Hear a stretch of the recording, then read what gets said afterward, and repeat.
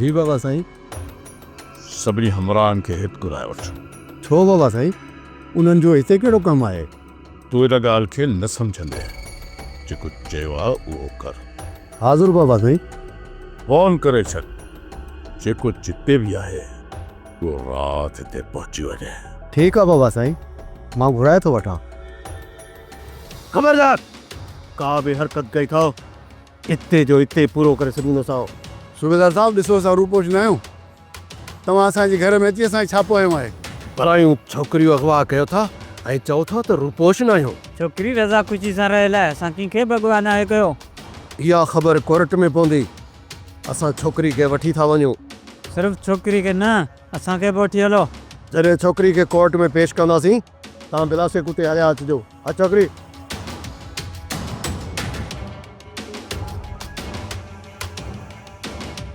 कादन, ही कमीनात करण वारो मीर शाहनवाज़ ख़ानी आहे।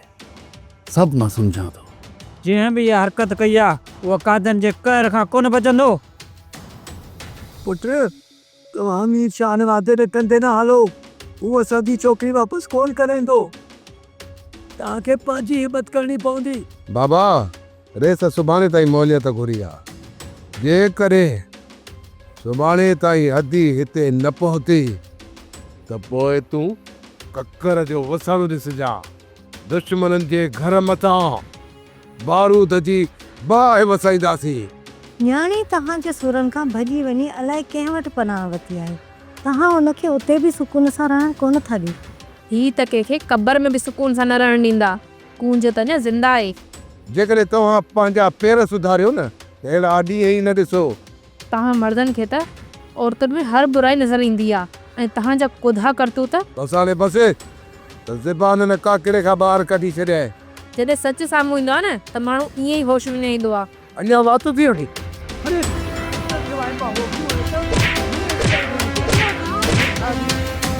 मनठाक, अब छोकिरी खे वठी हल, कमरे में विहार हली। मां हिते कान वेहंदसि, मूंखे थाणे ते वठी हलो। जे तोखे पंहिंजी इज़त प्यारी आहे ऐं मरण नथी चाहीं त हली कमरे में वेह। मनठाक, वठी वञेसि कमरे में। मीर शाहनवाज़ ख़ान, तव्हांजो कमु हाणे थी वियो। हाणे मूंखे छॾियो ऐं मुंहिंजे जवाननि जे लाइ कुझु ख़र्ची करायो। हा सूबेदार साहब, छो न। अॼु त तोखे बाक़ाइदा ख़र्ची कराए बि। अॼु कमज़ोर कयो थी। वाह, दिल ठारे छॾी। चलो ख़र्ची तुंहिंजे लाइ, तुंहिंजे जवाननि लाइ बि सभिनी खे मिलंदी, डबल मिलंदी। घबराई छो थो? सुभाणे ईंदो मूं वारो हमरा, तव्हां सभिनी खे राज़ी करे वेंदो। ठीकु आहे मीर शाहनवाज़ ख़ान, पोइ मूंखे इजाज़त। सूबेदार साहब, इन ॻाल्हि खे इते ई दॿाए छॾिजां। ॿियो कुझु थियो ई न हो। बेफ़िक्र थी रहो मीर शाहनवाज़ ख़ान, इहा ख़बर सिर्फ़ु तव्हां ऐं असां ताईं रहंदी। तव्हां जेकॾहिं मीर शाहनवाज़ खां रुस्तम वार जे मथां पुलिस जो छापो हलाए त पोइ उतां गुज़ारे कजे। अली खान, असुल असांखे कूंज जी लोड़ कोन्हे। उहा घर ई कोन कंदी। बसि मां इहो पियो चाहियां त कूंज हथ अची वञे।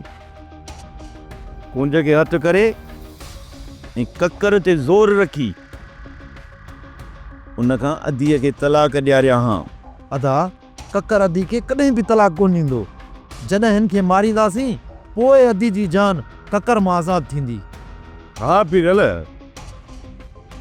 हाणे हिन ककर खे मारणो ई पवंदो। छो त हाणे ॿी असां वटि का बि वाट नाहे रही। अच्छा, उन्हनि खे नुक़सानु पुॼाइण खां पहिरियां तव्हांखे उतां गुलपरी खे आज़ादु कराए हिते आणो पवंदो। हा भॼाई, पहिरियों असां ईअं कंदासीं। जेकॾहिं असां ईअं न कयो न त हू अदीअ खे मारे छॾींदा। हू वॾा ज़ालिम आहिनि, गुलपरी ते बाना बि रहम कोन खाईंदा। मरियम बसि इन ई करे त असां माठ में आहियूं। ऐं इन रहज़न वारनि खे को बि नुक़सानु नथा पहुचाए। जीअं ई असां पंहिंजी भेण खे आज़ादु कराए हिते वठी ईंदासीं न, पोइ इन ककर जो बिलो कंदासीं। अदा पहिरियां पूंज खे वापसि आणण जी कोशिशि करियूं। सुभाणे सुबुह जो हलंदासीं। रुस्तम वारनि सां मसइलो निबेरे पोइ मोटंदासीं। छा थो सम्झी पुटु? मुराद कुंज खे वापसि आणण में कामयाबु ईंदो? बाबा सोट तो पंहिंजो पूरो पूरो ज़ोर लाहींदो, पर सोट जा दुश्मन ताक़त में उनखां ज़ोर आहिनि। हिकु तरफ़ रहज़न वारा त ॿी तरफ़ मीर शाहनवाज़ ख़ान जहिड़ा शातिर माण्हू आहिनि। इहे ॿई वॾा वागू आहिनि। मुराद खे कॾहिं बि वारो कोन ॾींदा। जेकॾहिं छोकिरी घर नथी करणु चाहे, अली ख़ान हुनखे तलाक ॾेई छॾे, इन बदनामीअ खां त बची वेंदासीं। अमा कुंज खे सोट अली ख़ान तलाक ज़रूरु ॾींदो, पर पहिरियां सोट वारा इहो चाहींदा त ककर बि सोट गुलपरी खे पहिरियां तलाक ॾे।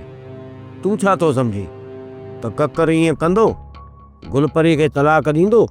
बाबा ककर जहिड़ो कमीणो तव्हांखे ॿियो को शख़्स न मिलंदो। हुन वटि रिश्तनि जी का बि क़दुरु न आहे। कुझु मरे थी त हुनखे मरण ॾियो, हुनखे हुनजी का बि परवाह न आहे, त पोइ हू सोट गुलपरी खे तलाक कीअं ॾींदो? जेकॾहिं हिन कमीणे ककर खे अहसासु हुजे हा त सोट गुलपरी खे तलाक ॾेई पंहिंजी भेण खे आज़ादु कराया। सच पुटु, हुननि मर्दनि वटि औरत जो को बि अहसासु न आहे। अमाओ वॾा ज़ालिम आहे, ज़ालिम। सौट, जेकॾहिं इहा ख़बर मुराद वारनि ते पइजी वई, तव्हां छा था सम्झो? हू माठ करे त कोन वेंदा। बहितर हो त छोकिरी मीर शाहनवाज़ जे हवाले करे छॾियो आहे। उनखे चयो आहे त ॿिन्ही धुरनि खे ठाहे छॾे हा। असांजी इहा वॾी ग़लती हुई। छोकिरी खे उन ॾींहुं ई कढी छॾियो आहे जहिड़े ॾींहुं हिते मुराद आयो हुयो। अजा तव्हां परेशान न थियो। जेकॾहिं सुबुह जो मुरादार आया त उन्हनि खे पाण सां मुंहुं ॾींदासीं। छोकिरी बि हथनि मां वई, ठीकु आहे, वरी दुश्मनी बि ॻिची में पइजी वई। जेको थियणो हो सो थी वियो, हाणे हथियारनि खे तेल हणी छॾियो। अजाई दुश्मनी कोन वाईंदासीं। पाण केतिरा बि हथ जोड़ियूं न, पोइ बि मुराद ॻिची में ज़रूरु पवंदो। मुराद जे कड़े ते कोन वेठा जो घर में घड़ी अची असां सां विढ़ंदो। हाणे अजायो सोचण मां कुझु बि कोन थींदो। जेको थियो ॾिठो वेंदो। अदा हाणे कई न कम जी ॻाल्हि, जेको थियो हुनखे पाण सां मुंहुं ॾींदासीं। पोइ सभु ॾिसंदा कातनि जो कर, छो त कातनि जो कुर्ब ॾिठो आहे, कर न। जेकॾहिं तूं मरण नथी चाहीं ऐं बाक़ी ज़िंदगी सुकून सां गुज़ारणु चाहीं थी त मूंखे मुंहिंजे सवालनि जो सही सही जवाबु ॾे। साईं, इहो ॿुधायो त केरु मरणु चाहींदो? हर कोई इहो ई चाहींदो आहे त हुनजी बाक़ी ज़िंदगी ख़ुशियुनि सां गुज़रे, पर मुंहिंजी ज़िंदगी में त ख़ुशियूं लिखियल ई न आहिनि। तुंहिंजूं ख़ुशियूं तुंहिंजे हथ में आहिनि। जे उन्हनि खे ठुकाईंदी आहे त पोइ क़िस्मत ते ॾोह टली जा। पर उहो कीअं साईं? पहिरीं तूं मूंखे इहो ॿुधाए त तूं पंहिंजे भाइरनि जे तरफ़ ईंदी आहे? जेकॾहिं उॾाई वञा न त उते त बचा बि कोन आ। त पोइ तूं पंहिंजे मुड़ुस अली ख़ान जे तरफ़ वञणु चाहीं थी? साईं, मां हुनखे पंहिंजो मुड़ुसु क़बूल ई न आहे कयो, त पोइ मां होॾां छो वेंदसि? त पोइ खरा तूं कहिड़ी नियत सां निकिती आहे? साईं, मां मंसूर ख़ान तरफ़ वञणु थी चाहियां। मंसूर ख़ान जे मथां त शैन खून जो केस आहे। उनखे त फांसी यकीन ईंदी। जे फाही न आयसि त पोइ उमिरि कैद त पकी आहे। हाणे इहो दर बि तूं पंहिंजे लाइ बंदी सम्झ। पोइ त मुंहिंजे लाइ सभु दर बंदि थी विया। न ईअं न छो। अगरि हिकिड़ो दर तुंहिंजे लाइ खुलियल आहे, उहो आहे मीर शाहनवाज़ जो दर। छा? मां सम्झी न सघियसि। मतलब साफ़ ज़ाहिर आहे।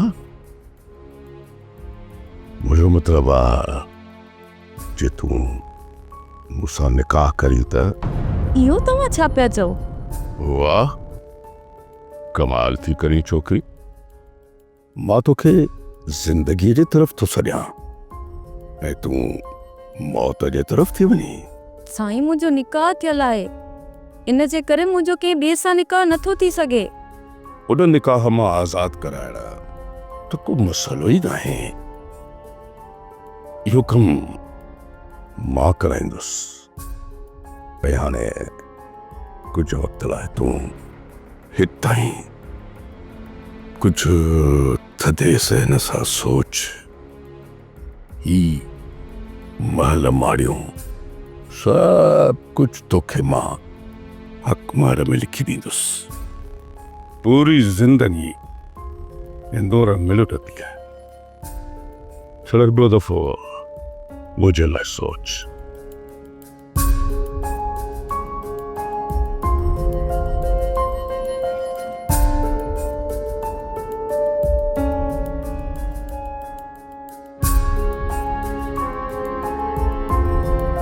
बाबा यो चाचा नज़र नथो अचे। तो शहर वेला बाबा अॻे चकर बि शहर गयो त तव्हां सां वरी ॾिठो त असां केॾो लोड़ियोसीं, वरी शहर निकिरी वियो ऐं कंहिंखे ॿुधाई बि न। घर जो वखर वठण वियो आहे। वखर कोन हुयो, तूं त वञे ई कोन थो। तुंहिंजो पीउ घरां निकिरे कोन थो त ॿियो कंहिंखे मोकिलिया? राज़न वारा हाणे तुंहिंजे चाचे में हथ कोन विझंदा पुट।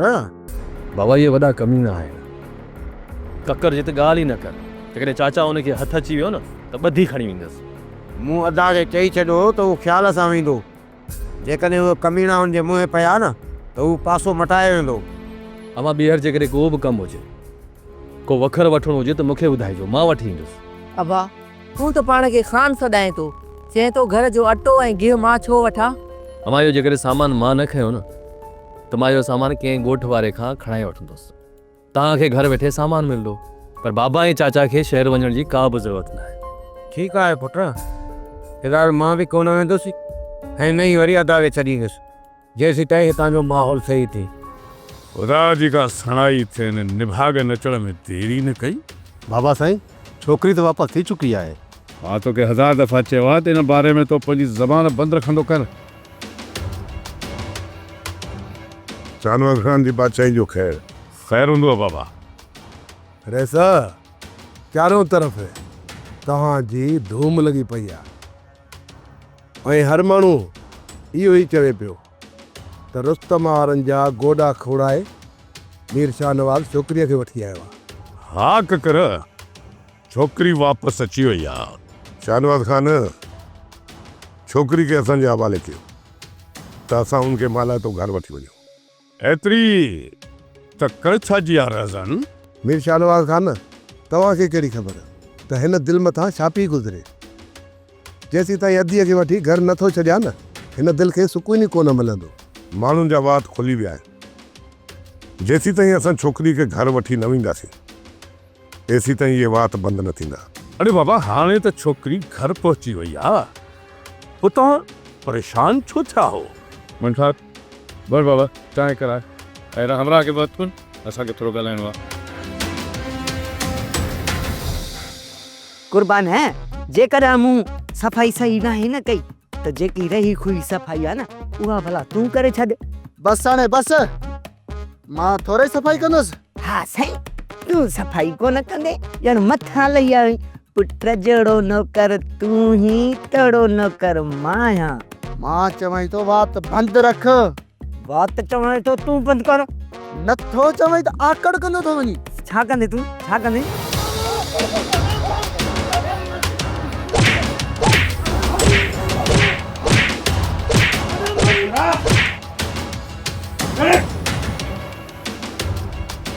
छाते तव्हांजो दिमाग़ ख़राब थियो आहे?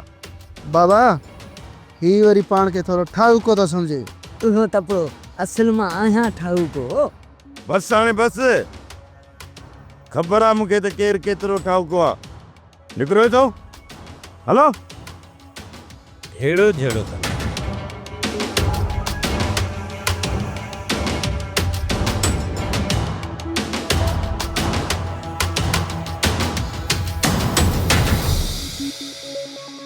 अली खान जांच करे आई? जी अदा, अदा अली खान कहिड़ी ख़बर पई? कल रुस्तम वारनि जे घर जे मथां छापो लॻो ऐं छोकिरीअ खे पुलिस वठी वई। कमीनो कंहिं जाइ जो। इहो सॼो कमु निशान आवाज़ जो आहे। असांखे झुकाइण लाइ रहसन वारनि जो साथ पियो ॾिए। अदा हाणे छा सोचियो अथव? बसि हाणे अदीअ खे ज़ोरीअ ककर जे घरां कढणो पवंदो, बाक़ी इज़त सां। हू असांखे अदी कॾहिं बि वापसि कोन ॾींदा। अदा असां तयारु आहियूं, जॾहिं बि चवंदो न उन्हनि मथां बारूद जी बाह वसाईंदासीं।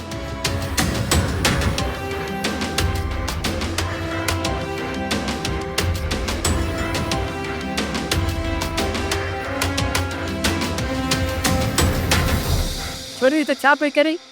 चाची चयो त भाॼी वारे खे ॾिसी अच।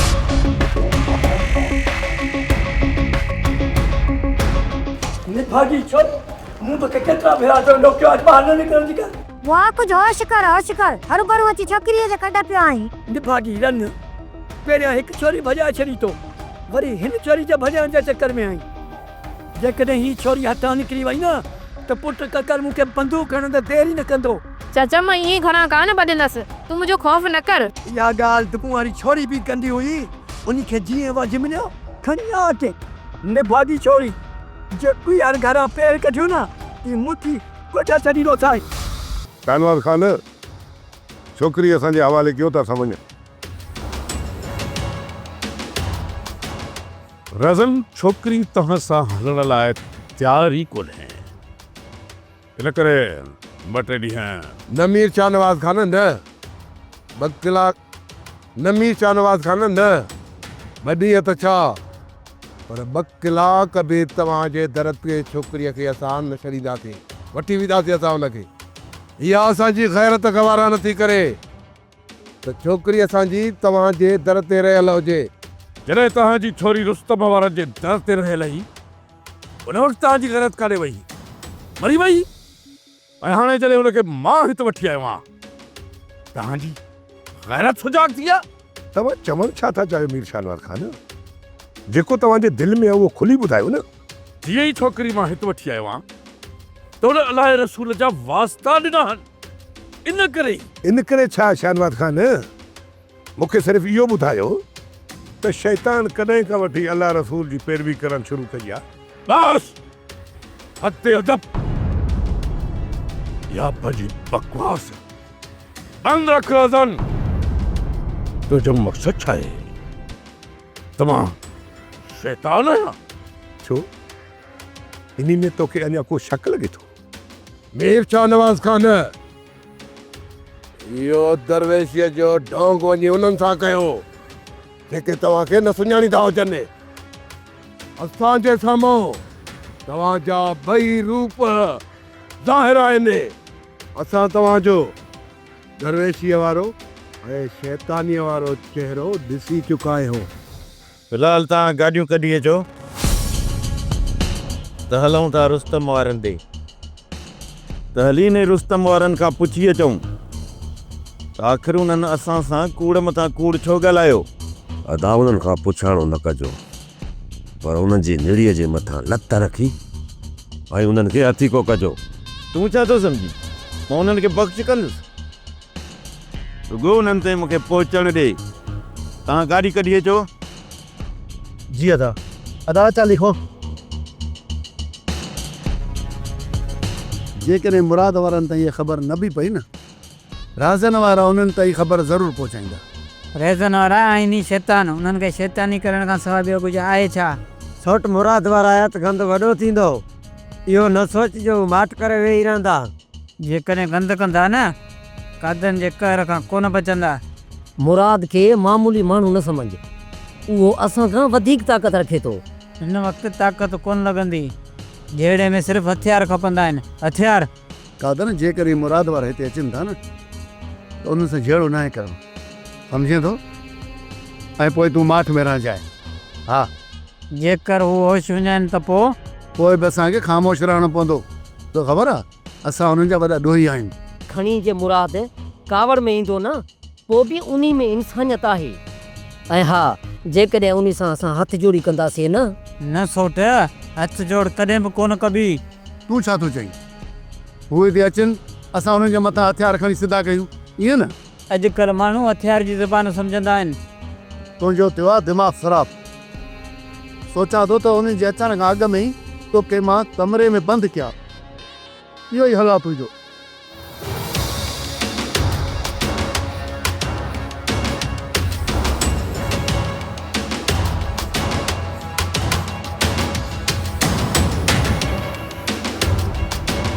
शहनवाज़ ख़ान, असां तव्हांजी इज़त कंदा आहियूं ऐं असां तव्हांजी एतिरी त इज़त कंदा आहियूं जो तव्हां पाण चङी तरह असांखे सुञाणींदा आहियो। असां हिक ॿिए जे एतिरो त वेझो थी चुका आहियूं जो तव्हां असांजे चङे ऐं बुरे अमल खां वाक़ुफ़ु आहियो। त ईअं असां तव्हांजे बि अमलनि खां वाक़ुफ़ु आहियूं। छा मतिलबु आहे तव्हांजो? तव्हां छोकिरीअ खे ज़बरदस्ती रहायो आहे? असांखे ख़बर आहे त तव्हां छोकिरीअ खे चोराइणु चाहियो था। शहनवाज़ ख़ान, इन छोकिरी जे करे असां हिक ॿिए खां वञी परे पऊं। इज़त इन में थई त छोकिरी असांखे वापसि कर। मूं छोकिरीअ खे तव्हांजे हवाले करण लाइ कॾहिं बि इनकार नाहे कयो, पर उन लाइ तव्हांखे थोरो सब्र करणो पवंदो। कहिड़े सब्र जी ॻाल्हि पियो करी मीर शहनवाज़ ख़ान? कहिड़े जी? मां पंहिंजी भेण खे हिकु बग़ैर जे हवाले करे ऐं सुकून सां वञी सुम्हां? छा मुंहिंजी गैरत मूंखे सुकून सां निंड सुम्हण ॾींदी? मूं साम्हूं होश न विझाए ककर। हिकिड़ी ॻाल्हि और सां ॿुधी छॾ। छा पियो सम्झी तूं त तव्हांजी छोकिरीअ खे मां पंहिंजे हवस जो निशानो बणाइण लाइ पाण वटि आयो आहे? छा मां एतिरो किरियल आहियां जेतिरी तव्हांजी नीच सोच आहे? तूं असांजी सोच खां वधीक किरियल ऐं कमीनो शख़्स आहीं। बस रोज़न, बस हथे अदब। अॻिते मां हिकु लफ़्ज़ बि ॿुधणु नथो चाहियां। असां बि वधीक बहस करणु तव्हां सां नथा चाहियूं।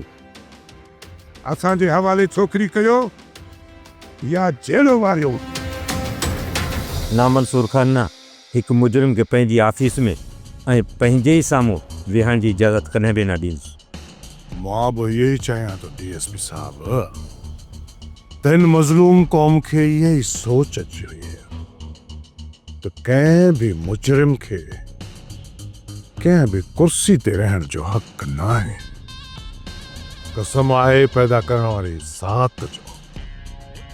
जेकॾहिं इहा सोच ऐं इहो शऊर इन क़ौम में अची वञे त सभ खां पहिरियां तव्हां जूं कुर्सियूं ख़ाली कराए वेंदियूं। इन ई सोच मंसूर खान तोखे त किथां गाजी किथे बि हरियो आहे। मां जिथे बि बीठो मूंखे हिन ते फ़ख्रु आहे छो जो ही क़ौम मज़लूम ज़रूर आहे पर एहसान फरामोश न आहे।